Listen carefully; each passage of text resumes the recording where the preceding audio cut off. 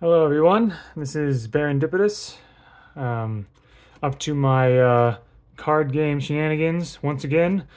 This time I have the alpha version of the Brawlhalla card game with the working title of Odin's Conquest. So I'll call it Odin's Conquest from now on until I come up with a better title or something, or a more fitting title. But yeah, essentially what I'm doing right now is I am putting all of these cards in this alpha version into card sleeves so that they all have a front and a back, and so you can actually play with them in real life. All right.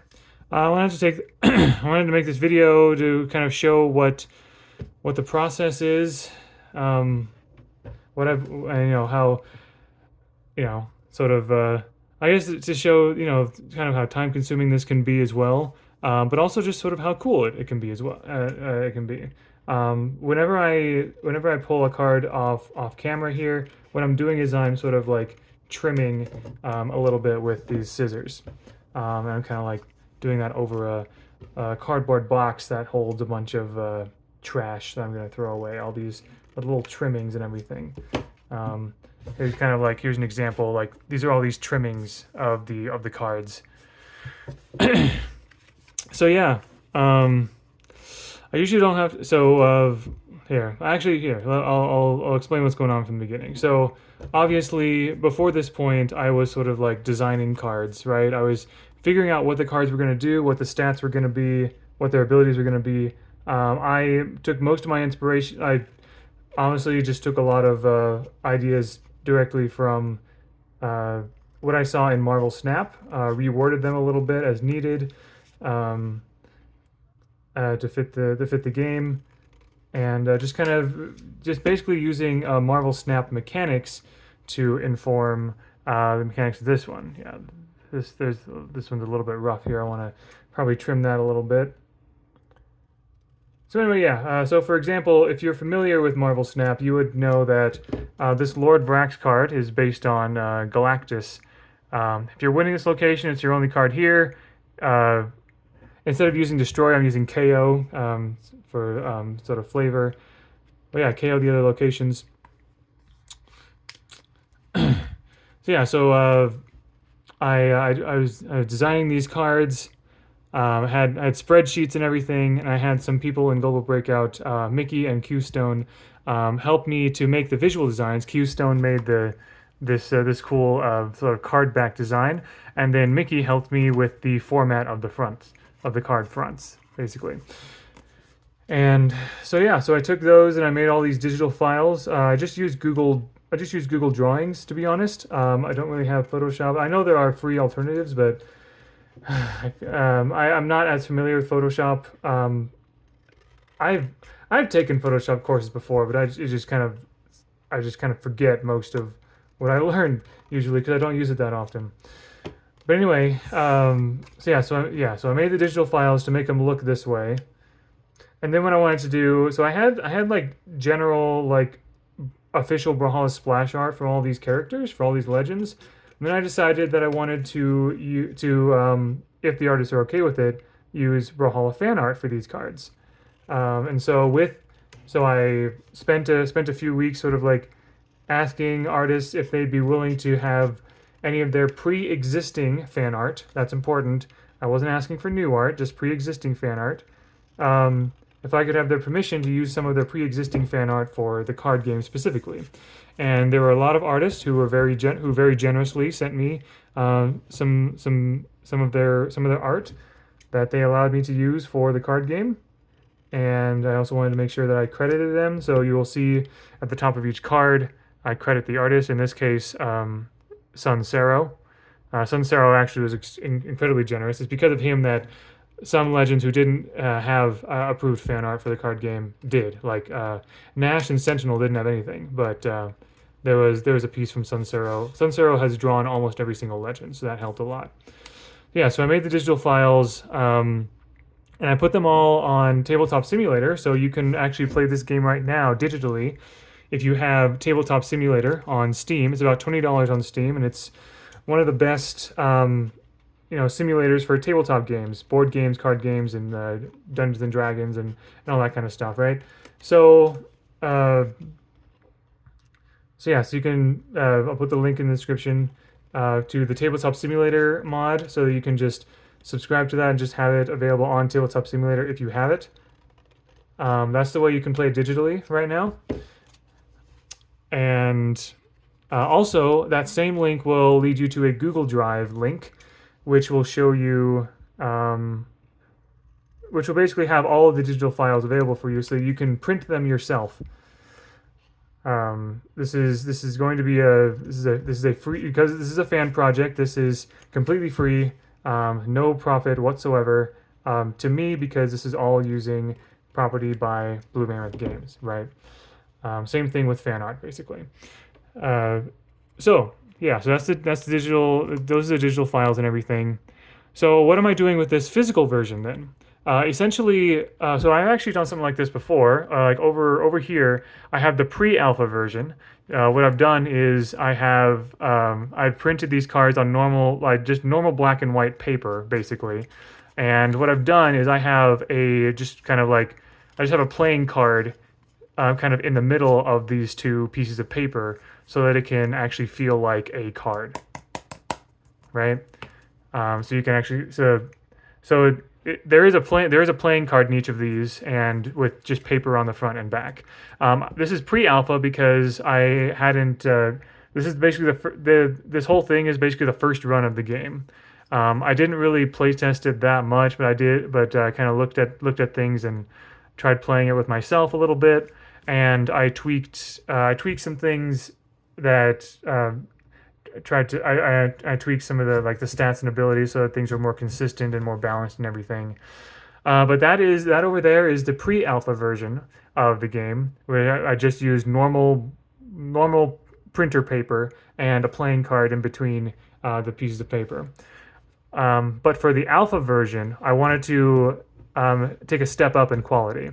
All of these over here, like all these cards, like I had some fan art here and there, I think. Or maybe I didn't. No, I didn't have any fan art. I basically just used official splash art from the game itself, from Brawlhalla. But I wanted to do a couple things with this alpha version. Number one, I wanted to have higher quality materials. So I started with printer paper, but this time I used cardstock. All right, cardstock is a little bit thicker. Here's some blank cardstock essentially. It's a little bit thicker. It's like that. It's kind of close to a normal playing card, not quite. For comparison, this is a piece of cardstock right here, and I'm gonna take this card over here. This is a normal playing card.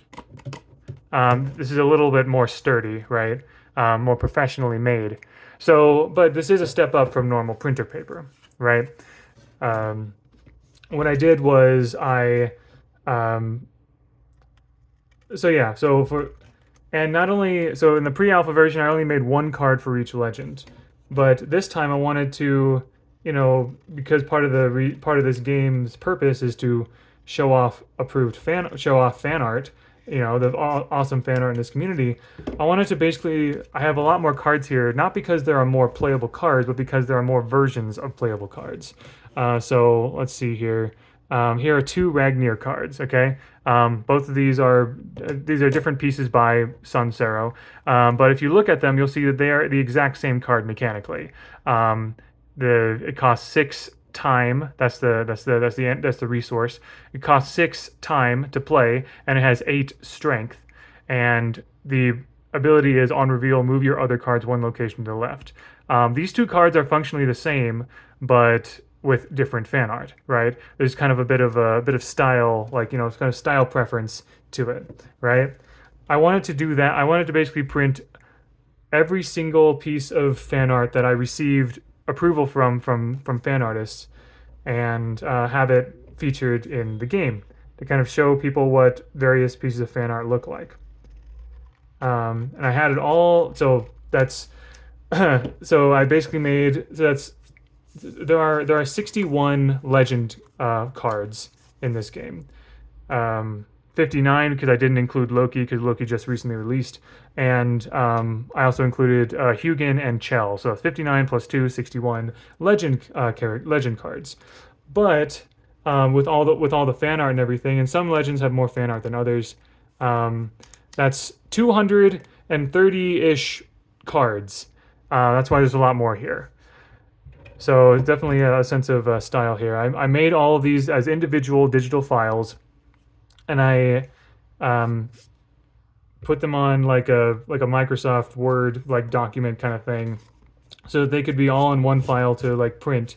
And the legend cards alone take up about 26 like pages. If there's like 9 per page or something. And then there's all the location cards, which took about like 5 pages. And that's only for the front. I had to basically print another 26 cards for the back, another 26 pages for the back of the legend cards, and another 5 pages for the back of the location cards. So about 62, 61, 62 pages in total that I had to print in cardstock. It cost about $17 US for a local printing service to print all of that on cardstock. And then I happened to be very fortunate enough to be near a place that allowed me to use some heavy duty cutting machines, so that I didn't have to they were all in like if you think of like normal like sheets of paper with cards on them. I had to cut the cards like a grid of like 9 cards on a page. I had to cut the cards from that piece of paper to get to this point, right? Thankfully, these heavy duty cutting machines made it a lot faster. And so within about like half an hour to actually within about within less than an hour, I was able to cut everything down to what you see here. And unfortunately, this is definitely a learning process, because there are some instances where I kind of like botched things up. These rough edges that you see with a lot of these cards, that's because I like either wasn't quick enough with the cutting machine, or just a couple. I've never done something like this before, so there's a few mistakes in here. But the nice thing is that once you put these in a sleeve like this, then any of those issues are basically just kind of negligible, because they're all going to feel the same, because they're all inside a plastic sleeve. I just have to cut a lot of these because some of them were cut a little too wide. You see, it didn't quite fit into the card sleeve very well there. So if I trim just like, maybe like a couple millimeters off the edge there, then it should fit just perfect. There we go. Yeah. So that's what I'm doing with all these cards. So even with any like rough edges or like unevenness or whatever, it will feel the same, because the card sleeves are all uniform, right? So that's what I'm doing. And also, you'll notice that I'm not putting a normal playing card in between, because while I didn't want, this is just flimsy pieces of paper, the playing card in between makes it feel like a real playing card. But here, 2 pieces of cardstock is almost enough to feel like the thickness of a real playing card. This feels a little bit thicker, like just slightly nicer in terms of like how it feels in my hand. This feels just a tad more flimsy, just because there isn't like an actual playing card in here, and there's less stuff in these cards than in these cards. But I did try putting a playing card in this one, and it's too thick. Like the card sleeve bulges a little too much, which I did not really want. I didn't want to like mess up the card sleeves by packing it in too much, and that adds up, right? Like if you have a bunch of these on top, like just putting a playing card inside each of these will make it just like probably double in height or something, or at least like 50% taller, which is a bit unwieldy. So anyway, like all these things are things that I've been thinking about when making this alpha version prototype, right? And also sometimes I'm cutting off things here, like there's a little bit of extra whiteness on the edge here that I want to try to cut off, which is not a big deal, but I try to make this look as nice as possible. Let's see. So yeah, that's been the process so far, and that's what I'm doing here. So yeah, it looks slightly nicer there. But yeah, these card backs were among the first things that I cut with the cutting machines, and so that's why I have to like do an extra bit of cutting for pretty much all of them um, while I'm here at home because I don't have the cutting machines at home, and I'm just like, and the cuts are so small that the big cutting machines are not going to do a very good job. Um, but yeah.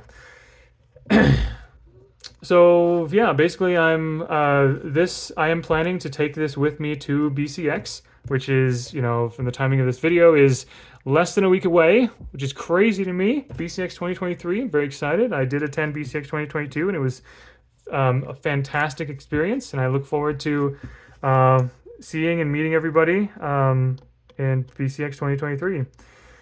Let's see what else. Oh yeah, as I've been posting like updates on X Twitter with this card game, and I've received a lot of like really positive feedback. A lot of people are loving how these cards look. Kind of people saying they look so good, they look so professional, and obviously, as you can see, this is not like real professional grade here. There's very much a homemade feel to this, but that's kind of what. But I'm totally fine with that, right? That's the point here is like even though I've kind of played this game sort of like by myself a few times to kind of like sort of get a feel for how the flow of the game goes and like whether I have like a good foundation for the game rules. Um, I haven't really properly play tested it, right? I'm hoping that when I take this with me to BCX, that some people will try out the game with me, tell me what they think, and just have a good time with these cards. I also want to make this. Also in this video, I wanted to address some of the questions or comments that I've seen when I've shared my progress of this card game. So there were some people who were saying you should add community members or devs, like you should put Photo or Sandstorm in the game or something like that. And while that was something that I was considering at one point when making a Brawlhalla card game, the fact is the I'm kind of with BMG on the whole idea of like putting real people in the community inside of a game. Like it's a fun idea, but the community changes a lot over the course of like months and years and things like that. And while I mean obviously people like me and Sandstorm and like and the developers have like me and Swerved and like Luna and there are a lot of people who have been staying for years and everything. I'd rather focus this card game on the game itself, on the characters and the places that are in the game. That way I don't have to like worry about did I include are people being left out or something or whatever. Like I may have been in the Brawlhalla community for like going on for like 5+ years, but I still am a bit of a novice when it comes to like esports knowledge. Like obviously I know a lot of the big names, Lores, Godly, and so on and so forth. But I really don't know that much compared to a lot of other people. And uh, anyway, if you start getting if you start getting real people involved, then that's real people that you're basically dealing with essentially. Some people might not want to be in a card game. Some people might not like how they're represented in a card game. There's all kinds of sort of like issues that I'd rather avoid with something. Even if this is a fan project, I don't want to deal with that. Also, there's just like that's just like a lot of extra things. All right. Speaking of extra things, there was someone who asked me, who commented that I should add like gadgets and sidekicks and other stuff into this game. The other aspects of Brawlhalla gameplay, right? And to that I said, as fun as that is, I'd rather limit myself to just the characters and the locations. It's because honestly, the characters and locations are enough. There's enough going on with them that, and I don't want this to be a complex game, right?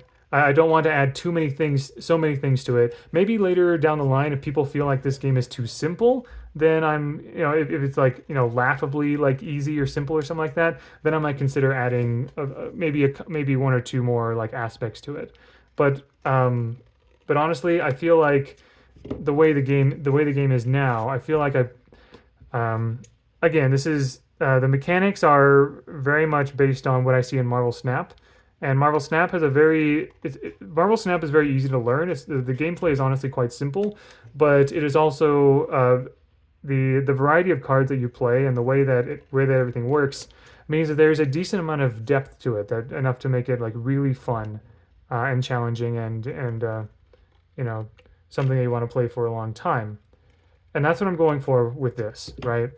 I'm going for simplicity first and then sort of like hidden depth, if that makes sense. So that's why, and also the reason why I've chosen Marvel Snap as kind of a baseline for the design of this game is Marvel Snap is like the way Marvel Snap works is it's it's a very character centric game and a very location centric game, which also means that it's a very lore centric game, right? Marvel Snap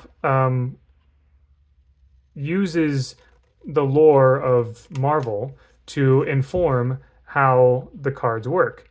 For example, some examples are the Captain America card gives +1 strength to has this ongoing effect where everyone else in the same location as him gets more strength because Captain America inspires people to be stronger and be better and things like that, right?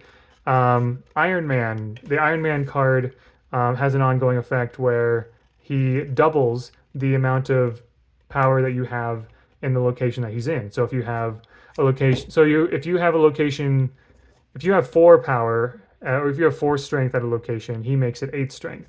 Again, that makes sense for Iron Man because he makes all these like gadgets and everything that just sort of like makes things like much more powerful, right? And so on and so forth. The Thanos card is all about collecting the Infinity Stones, and you get stronger if you do end up playing all of these 6 Infinity Stones. The Galactus card destroys all but one of the 3 locations because Galactus is all about ending worlds, right? So anyway, oh, that's the doorbell. I'm gonna end this video here and then make a new video to continue here. So catch me in the next video.